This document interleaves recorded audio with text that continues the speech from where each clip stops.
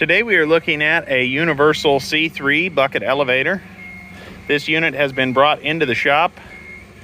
All the mechanical components have been checked. Anything that was bad was replaced. The head pulley has good crown.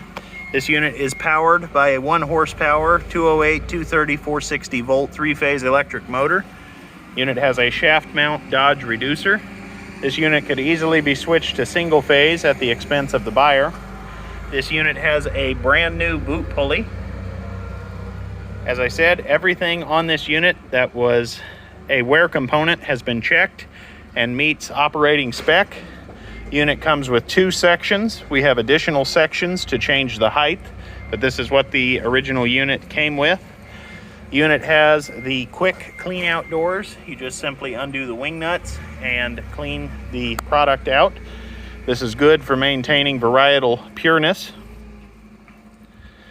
As I said, this machine has been completely through the shop, test ran, it is ready to go to work.